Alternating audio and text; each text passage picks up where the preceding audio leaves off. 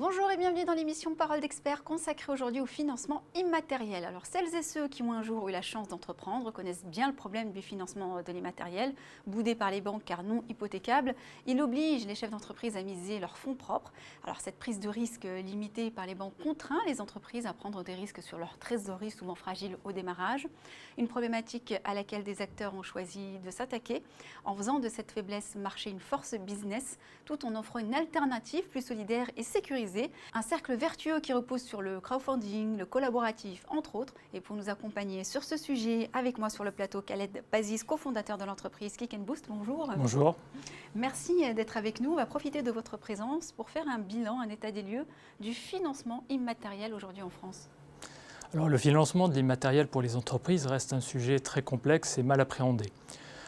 Les banques traditionnelles ne couvrent pas encore très bien ce besoin et préfèrent rester en retrait.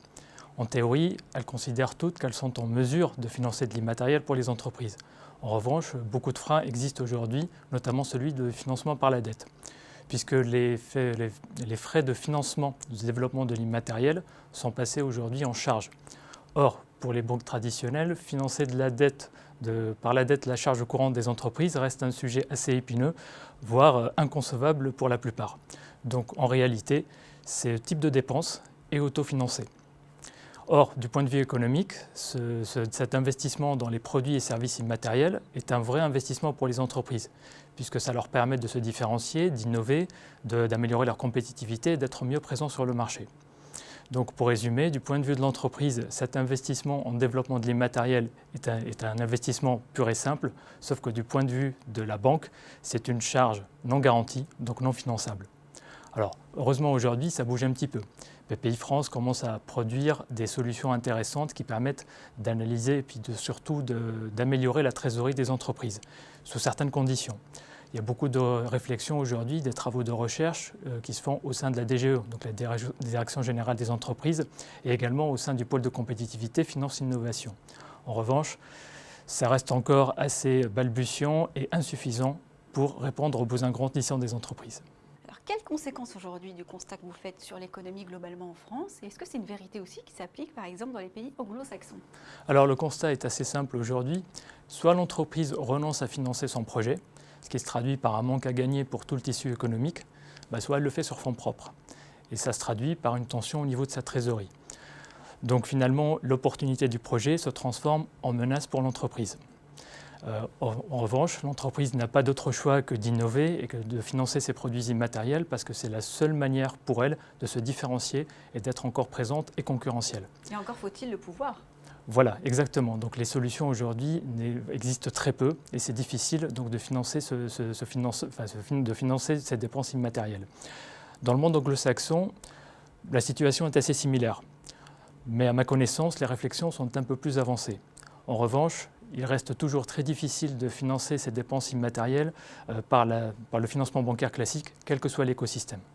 Alors, quels sont aujourd'hui les enjeux du financement immatériel sur le long terme et est-ce que finalement le numérique a vocation à changer la donne? Alors, le financement de l'immatériel pour les entreprises est un levier de croissance très important. Ça permet également donc, à l'entreprise de se différencier et d'innover, qu'elle soit une entreprise du numérique ou pas. Ça permet également d'accélérer leur digitalisation, puisque la transformation numérique des entreprises, surtout pour les TPE-PME, nécessite le financement de certains projets qui n'ont pas forcément de fondamentaux matériels ou technologiques. Donc, de ce point de vue, le numérique va changer la donne, puisqu'il va permettre aux entreprises d'adopter de nouvelles solutions innovantes et simples d'utilisation. Encore faut-il les déployer de manière efficiente et surtout faire la pédagogie nécessaire, surtout auprès des TPE-PME, ce qui n'est pas une mince affaire. Alors, vous êtes aujourd'hui le cofondateur de l'entreprise Kick & Boost. Quelle est sa spécificité sur le marché? Alors, Kick & Boost est la première plateforme B2B de financement pour les biens et services immatériels pour les entreprises. C'est une place de marché qui gère tous les flux, en tant que tiers de confiance, tous les flux complexes de transactions en B2B. Donc, tous les bons de commande, les flux de facturation, les différents taux TVA entre les pays, tout en maintenant la confidentialité et la sécurité des échanges. En fait, tous les biens et services immatériels vendus et achetés par les entreprises peuvent être financés sur la plateforme. Ça peut être des logiciels, des applications mobiles, des études de marché, des modules de formation. En fait, le vendeur va préfinancer son projet, ce qui va lui permettre donc de couvrir ses frais de développement et d'inverser son besoin en fonds de roulement. De la même manière, donc, améliorer sa trésorerie. Ça lui permet également d'acquérir de nouveaux clients puisque la plateforme est ouverte et de communiquer sur son projet. En contrepartie de ce préfinancement, les acheteurs qui préachètent ces livrables ont droit à un tarif réduit beaucoup plus faible que celui du marché, tout en gardant leur anonymat et la confidentialité des échanges. Et si on voulait entrer un peu plus dans le détail, est-ce qu'on pense avoir davantage sur le réel intérêt donc finalement des acheteurs de passer par votre plateforme pour avoir des financements immatériels? Alors la majorité de nos utilisateurs sont des startups, TPE, PME qui n'ont pas beaucoup de moyens financiers et qui n'ont pas accès au financement bancaire traditionnel pour financer leurs achats de services immatériels.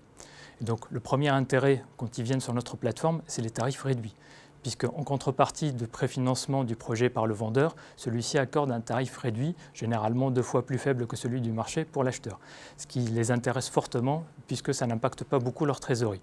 C'est le premier point.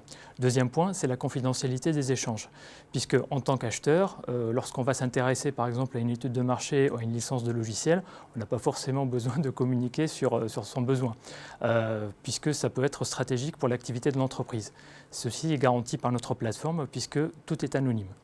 Troisième point, c'est la qualification des vendeurs. Puisque avant de s'inscrire en tant que vendeur sur notre plateforme, nous allons demander à la société un certain nombre d'éléments qui prouvent son existence réelle et son activité. Donc on va demander l'identité du dirigeant, les statuts, les certificats d'immatriculation pour être sûr que la société existe. Ensuite, lorsqu'elle va déposer un projet, nous allons vérifier que la compétence de la société couvre effectivement ce qui va être réalisé par le projet pour pouvoir le réaliser dans les conditions de qualité nécessaires et surtout avec les délais impartis, puisque c'est contractuel dans les bons de commande que nous éditons. Ce qui veut dire que l'acheteur va faire son acquisition en confiance, tout en ayant accès à un panel de vendeurs qualifiés. Alors ça a l'air formidable sur le papier. Quelles seraient éventuellement les limites de l'outil? Alors aujourd'hui, nous n'avons pas de limite particulière, sauf peut-être, je dirais, la communication et surtout l'adoption de cette solution auprès des TPE-PME qui reste toujours assez difficile en termes de pédagogie. En revanche, nous n'avons pas de limite pour financer les biens et services immatériels pour les entreprises. Et c'est ce que nous faisons déjà depuis septembre, date de lancement de la plateforme après 1 an et demi de développement. Nous avons aujourd'hui 20 projets en cours de financement, dont 2 qui ont été complètement financés et qui ont même dépassé leurs objectifs de financement. Et nous avons 20 projets en cours de validation pour être sûr qu'ils soient assez solides pour qu'on puisse les mettre en ligne sur la plateforme. Les projets et perspectives pour l'avenir? Alors cette année, nous visons essentiellement une levée de fonds pour accélérer notre phase de communication et de marketing. Nous allons aussi développer des nouvelles fonctionnalités pour la plateforme, mais selon les besoins des utilisateurs, donc ça viendra un peu plus tard. Notre ambition aujourd'hui, c'est d'être la plateforme de référence pour le financement de l'immatériel, des biens et des services pour les entreprises. Merci infiniment pour votre intervention. Merci à vous de nous avoir suivis. On se retrouve bientôt pour un prochain numéro Parole d'expert.